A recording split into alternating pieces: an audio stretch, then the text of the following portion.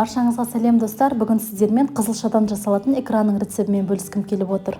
Өте дәмді шығады, қыс мезгіліне сақтасаңыздар болады. Экранның өзін нанға жағып жесе де болады, немесе борщқа қолданса да болады.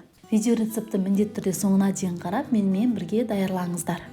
Қызылша икрасы үшін бізге 2 кг қызылша, 1400 г қызанақ, 600 г пияз, 600 г сәбіз, 100 г сарымсақ, 2 дана острый перец, яғни ащы қызыл бұрыш, 2 ас қасық тұз, 4 ас қасық қант, 300 мл өсімдік майы және 80 мл 6% уксус қажет. Алдымен қызылшаның қабығын ашып, оны майда 4 бөлшекті бөліктерге бөлеміз. Барлық көкөністерді мясорубкадан өтетін болғандықтан оның көлемін ыңғайлы етіп кесіп аламыз.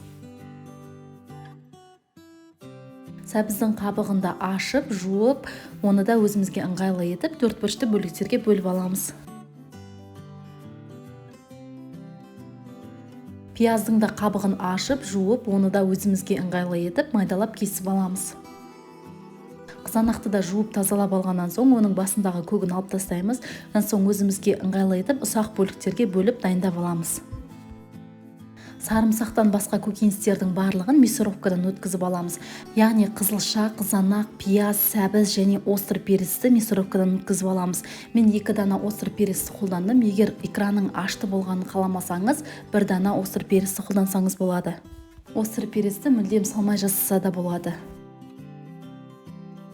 Мясорубкадан өткізілген көкөністердің барлығын жақсылап араластырамыз.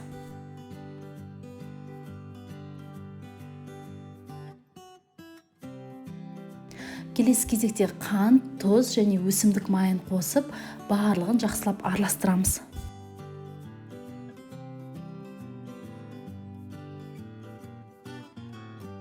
Әбден араластырып алғаннан соң оны газға қоямыз.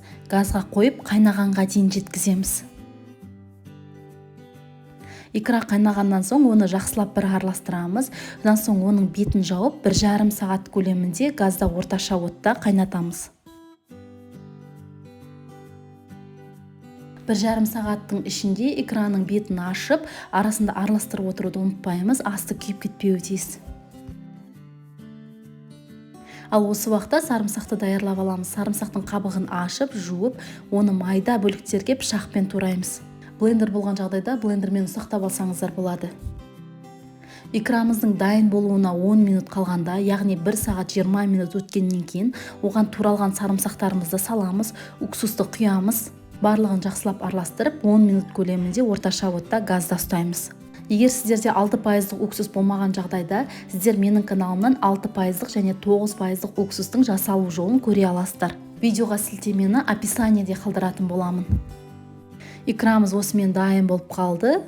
Уксус пен сарымсақты салғаннан кейін 10 минут қайнағаннан соң біз оны банкаларға құя берсек болады. Экранны міндетті түрде алдын ала стерилизация жүргізген банкаларға құямыз. Мен стерилизацияны духовкада жүргіземін, ал қақпақтарын 5 минут көлемінде суда қайнатамын. Экранны міндетті түрде банкаларға толтырып саламыз, сонда оның ішінде ауа аз мөлшерде қалып, экранның жақсы сақталуына әсер етеді. Банканың қақпағын жақсылап бекітіп жабамыз. Содан соң банкаларды төңкеріп, одеяломен немесе пледпен толық суығанға дейін орап қоямыз. Сонда банкалардың ішіндегі стерилизация өте жақсы жүріп, қысқа дейін жақсы сақталады. Мен өз каналымда сіздермен әртүрлі ерекше тағамдардың, салаттардың, торттар мен десерттердің мастер-классымен бөлісемін. Сондықтан менің каналыма міндетті түрде тіркеліп, жаңа рецепті жіберіп алмас үшін қоңырауды басып қойыңыз. Қысқа дайындық айдарынан басқа да салаттардың, варениелердің рецебін көре аласыздар. Менімен бірге болып, менің каналымның дамуына үлесіңізді қосып жатқаныңыз үшін сізге алғыс айтқым келеді.